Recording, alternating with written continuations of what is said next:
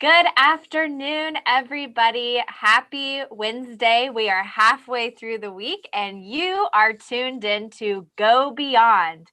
My name is Alyssa Robinson. I am the digital strategist here at Treach, and I am here with Reverend Daniel Humbert, our senior pastor, and we are going to be talking about James chapter 4 today, and we're really going to challenge it. And I know he's already brought it up with me. I had some really tough questions today that I don't know if you were curious about, but I am too. Maybe it'll spark some of your curiosity and you'll have some questions for us.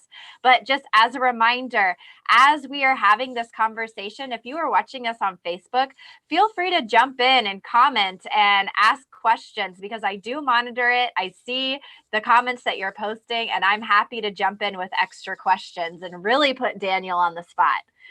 So this week in James, it was all about godliness versus worldliness. And I think that can be a really tough topic, especially in Western culture.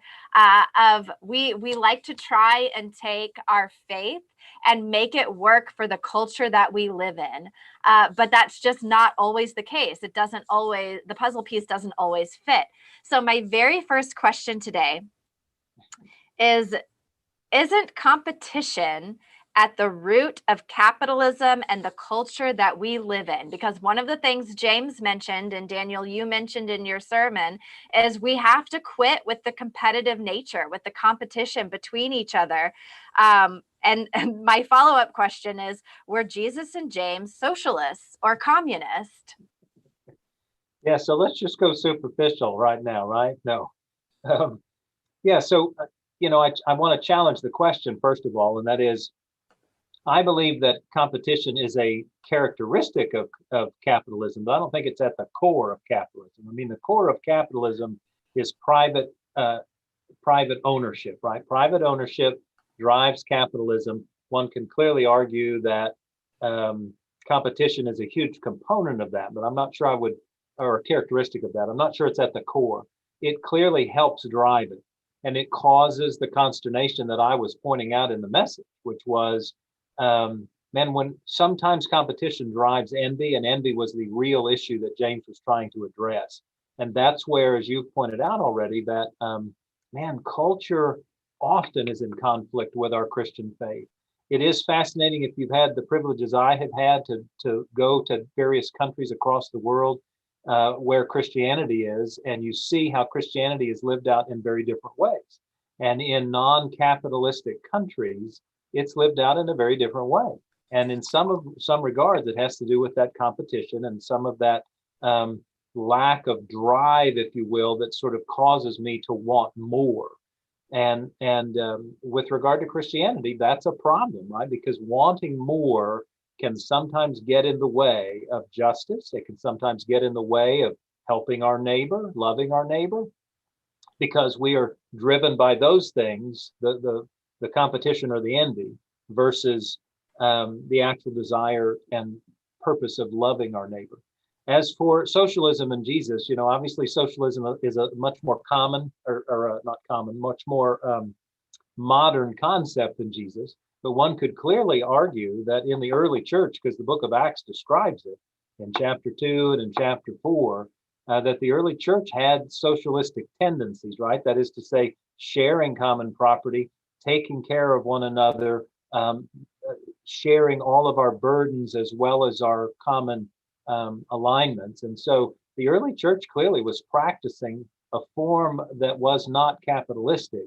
And it, again, we're not going to get into judgments here, just this recognition that capitalism is a very modern concept, as is socialism. And Jesus and James and John and all the others had no concept of any of these economic practices.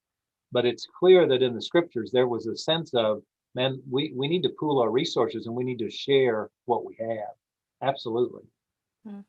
Well, and one of the things that James seems to bring up, not just in chapter 4, but in previous chapters as well, is selfish ambition. And he puts a lot of emphasis on how we should not be driven by our selfish ambition. And one of the things that he mentions is he kind of calls us out and says, you are using your selfish ambition to wage war on other people. So when he's talking about waging war, obviously, as a country, we have waged war. Almost every other country, except for the neutral ones, at some point have waged war. So, is it okay to wage war to fight for justice? Or do you think that it's always selfish ambition in disguise? Yeah.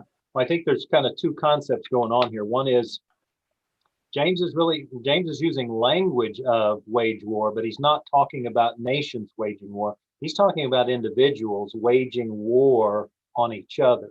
And so James is not talking about the global picture here. He's talking about in the local church, when you guys are envying one another or envying one another's behavior, you're waging war on each other. And he would sort of basically also identify that you're waging war on yourself and on your faith when you do that. So he's not talking about the war that you may be referencing in the question. Now, alternatively, with regard to the question, everybody's different. I subscribe to what is commonly known as the just war theory. That is to say that there are circumstances, as extenuating as they may be, when war is justified.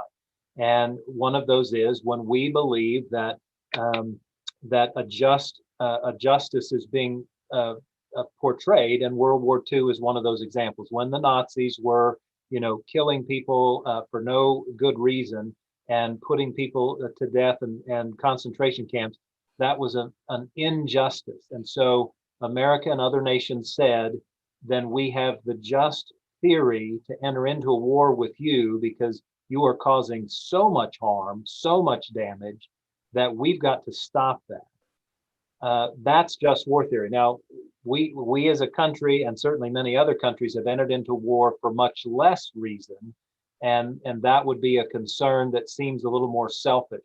I won't go into which wars that might apply to, but clearly we've entered into wars that seem much more about our self-interest as a nation than it did about solving a right or rectifying a wrong. And I think Jesus would clearly argue against that. And we've got to challenge ourselves as people because we want to, again, this is about culture and faith, right? We want to justify our sovereignty. We want to protect others. Our country has many problems, but one of the things we do well is to try to help protect the underdog or help protect those who aren't necessarily able to take care of themselves. And so sometimes we've gone in under the guise of, hey, this is to help this country out. And those are laudable goals, but we've got to wonder, how does that apply to our faith? So, and that's where this topic confuses me a little bit, because I can get behind the notion of the just war theory as a theory, but right. in practice, can there be a just war when there are so many individual motives and ambitions behind it as a collective group? It is not, Right. it's just really, it gets confusing for me, and it's hard for me to justify anything where we are, because what we tend to do is, if World War II is an example, yes, the atrocities were completely wrong and that should be stopped, and we needed to band together with other nations to stop this. But then we also vilified all of Germany for decades and decades and decades. And so there are these after effects of our humanity. What we tend to do when we go into those war situations is we say, you are no longer an individual, you are a collective community, and all of you are bad people and should be, stopped. Yeah, I mean, that's a part of our human condition, isn't it? I mean, a part of our human condition is it's hard for me to be at war with you and even then win the war and then not think ill of you. I mean, after all, we were in a war, right? So part of the human condition is that it's hard to sort of eradicate that even after it's over. Yeah, it's hard. And I maintain, that's just me, that just like Jesus said, the poor will always be with you. I think war will always be with us because of the human condition. We are sinful people, and we always have some form of a selfish ambition, something that's driving us towards something we want, whatever that is. And it does get in the way. It is a part of our human frailty. Absolutely. Well, and that kind of takes me into the next question about idols, because I think that you had kind of mentioned some of the things that we least expect, we are turning into idols, like politics or opinions or whatever it is. And I wanted to ask you, what are some of the things that you've caught yourself turning into an idol in your life? Yeah. Well, so I mean, I mentioned a simple one, and that was the nice homes that we were looking at. That's kind of the setup, and that I struggle with that all the time. I want nicer things, bigger things, and I often struggle with that in our home about, golly, what is enough, right? And so that's the first thing that I'll own, just like many other people. I, one of the things I realized in the beginning of COVID was how much I idolized the church, that is, say, the building, and the need to be in it, and the need to conduct worship in it. And then I realized, obviously, pretty quickly, golly, we can worship without the building. We can do faith without the building. But there was a real sense of idolization there. And then finally, I just sort of caution all of us during this season leading up to a national election that we all tend to idolize partisanship. We all tend to idolize either the party that we align with or the concepts of platforms. And I don't mean to say that that's unimportant stuff. I just mean if we're people of faith, if we're people that follow Christ, then the kingdoms of this world are lower than Jesus. They are lower than the kingdom of God. And sometimes we lift them above the kingdom of God. And we all need to caution ourselves so that when we are either watching conventions or canvassing for the politics or whatever, it's not that we shouldn't have opinions. It's that we need to check ourselves with regard to how important we make those things. And it's on simple levels, like if just with regard to social media, if I'm posting more about my political views than my view of faith, I'm probably idolizing politics. If I'm posting more about how I believe certain things need to happen in this country specifically, like how how the flag is treated or anything like that, more than I'm talking about the importance of loving my neighbor, I'm probably idolizing the flag, right? I mean, and so we just need to caution ourselves on that. And we all can fall prey. I mean, I can fall prey to any of that stuff. Well, and when you were describing that in the sermon on Sunday, you know, you were talking about your problem with idolizing houses, or you would see something that you want, and for you it was the root of envy. But a lot of what you were describing with politics and things like that sounded more like arrogance or intolerance to me. Is there a connection between those two things? Because I, I'm I was struggling. I was with you in the beginning of like, yeah, envy is a problem, but then some of the other idols that you were naming just felt like, you know, my way is better than your way. Yeah, no, there's definitely a connection. And I will also own that, in a, 15 to 18-minute message, you can't get everything across. There are two primary issues, envy and idolization, and they too have sort of cross-pollination, but they're not the same thing. I can envy something that I don't necessarily idolize, but I'm pretty convinced I can't idolize something unless I've envied something in relationship to it. But yeah, there is a certain sense of arrogance, but idolization simply means I place something, whatever it is, a behavior, an attitude, or an object above God. That's what it means. I mean, that's what the second commandment's all about. Have no idols before me. That just means place nothing above your allegiance, if you will, to God. Place nothing above your commitment to God. And we're all guilty of that, whether it's our time, whether it's our perceptions about stuff. And so the arrogance that you point out, I think, is the sinful nature. I'm arrogant to think that I can make that thing more important than God, or I'm arrogant to believe that I can make something somehow, even sort of unconsciously, more important to me and my values than to God. And that's both arrogance and sin, because arrogance is a sin.